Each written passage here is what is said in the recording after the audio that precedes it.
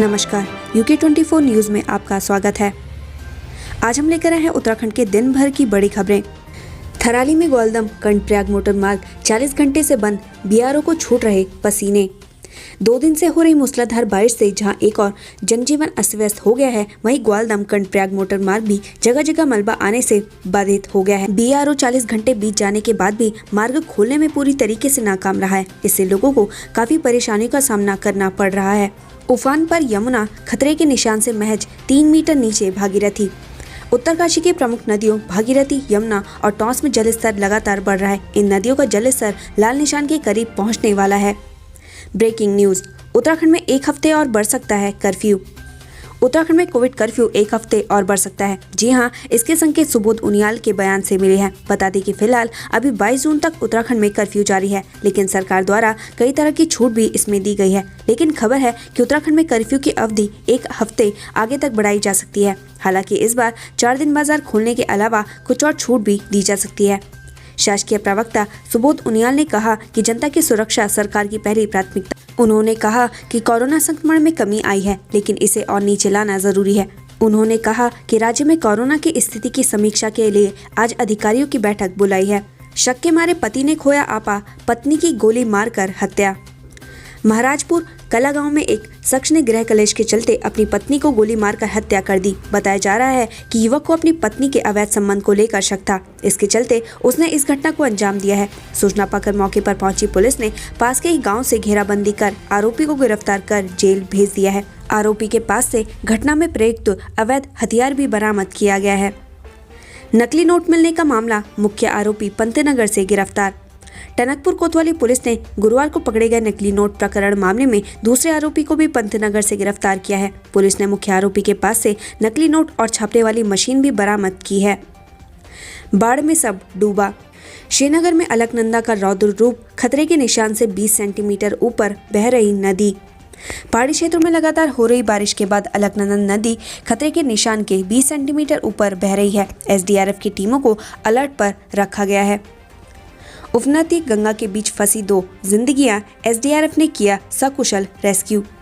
हरिद्वार के श्यामपुर थाना क्षेत्र स्थित एक गांव में मवेशी चराने गए 2 युवक गंगा की तेज धारा के बीच फंस गए। एसडीआरएफ की टीम ने दोनों युवकों को सकुशल रेस्क्यू किया। परिवहन महासंघ की पदयात्रा पहुंची डोईवाला, सीएम से मिलने जा रहे देहरादून। उत्तराखंड परिवहन महासंघ और अन्य दर्जनों यूनियन से जुड़े सैकड़ों लोगों ने शुक्रवार को हरिद्वार से पदयात्रा शुरू की। पदयात्रा डोईवाला पहुंच गई है।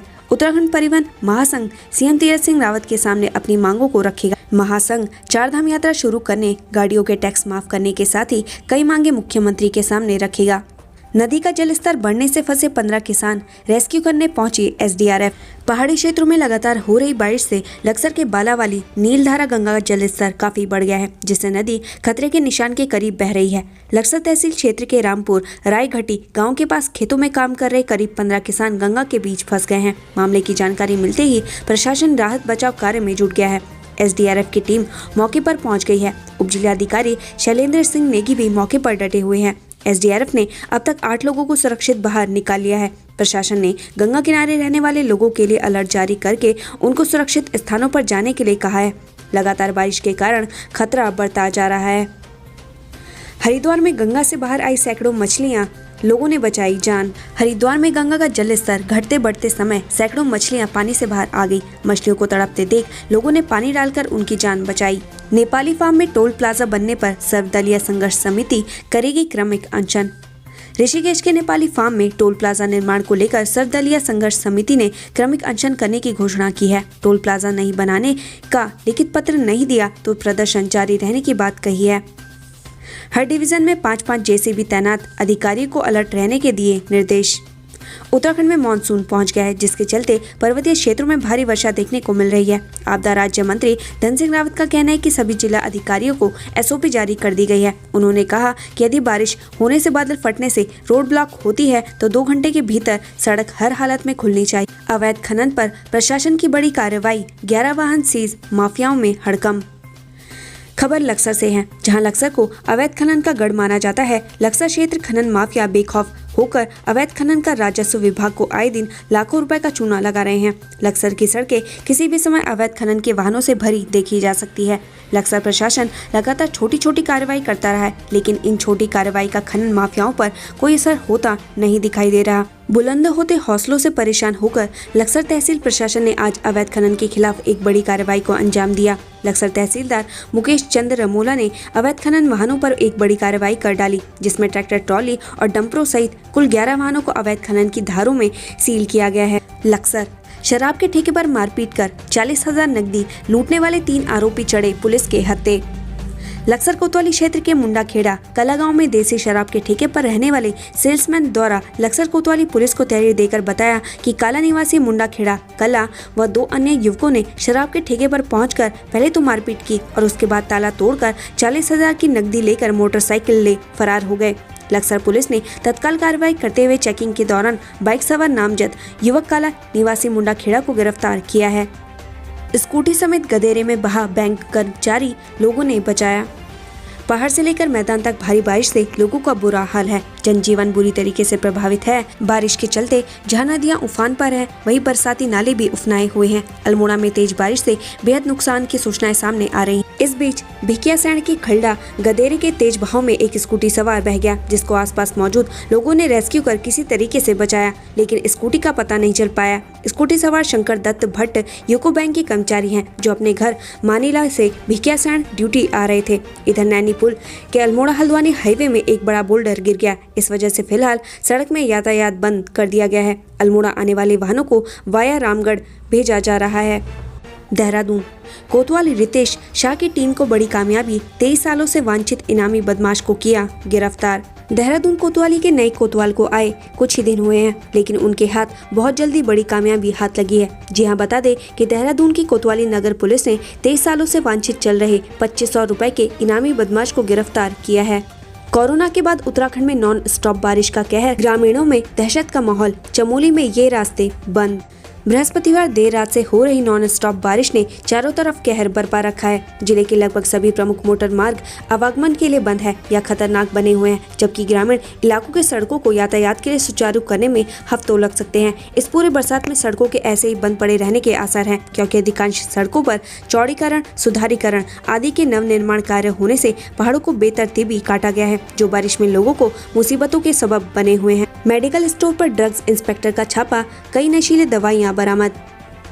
ड्रग्स इंस्पेक्टर ने राजस्व, पुलिस और स्वास्थ्य विभाग की संयुक्त टीम के साथ लक्सर के खेड़ी कला गांव में मेडिकल स्टोर पर छापेमारी की है। छापेमारी करने पहुंची टीम को मेडिकल संचालक बिना लाइसेंस के स्टोर संचालित करता मिला। स्टोर से कई प्रतिबंधित और नशीली दवाइयां भी बरामद की गई हैं। सभी दवाइयों को जब्त करने के बाद मेडिकल संचालक को भी हिरासत में ले लिया गया है। नैनीताल के छोटे कारोबारियों का प्राथमिकता पर होगा वैक्सीनेशन, राज्यपाल का निर्देश। राज्यपाल बेबी रानी मौर्य ने नैनीताल के छोटे कारोबारियों का प्राथमिकता पर वैक्सीनेशन करने के निर्देश दिए हैं। रुद्रप्रयाग में जनजीवन अस्त व्यस्त, जगह जगह टूटे पुश्ते, ओण तोक का पैदल मार्ग बहा। पहाड़ी क्षेत्रों में लगातार हो रही बारिश का कहर बरप रहा है। लोग भयभीत और परेशान हैं। जिला मुख्यालय स्थित पुनाड़ गदेरा उफान पर आ गया है। इस कारण 20,000 जनसंख्या वाले नगर क्षेत्र में पेयजल आपूर्ति ठप पड़ चुकी है। गदेरे से सटे आवासीय भवनों को खतरा उत्पन्न हो गया है। डिजिटल इंडिया की हकीकत, देश कर रहा 5G नेटवर्क की तैयारियां, उत्तराखंड में बिना सिग्नल ऑनलाइन पढ़ाई पड़ रही भारी।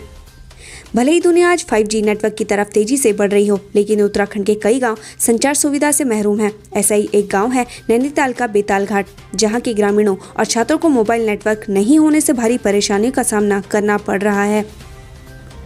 हरक्का त्रिवेंद्र पर हमला, वक्त आने पर बताऊंगा कौन कितना ईमानदार।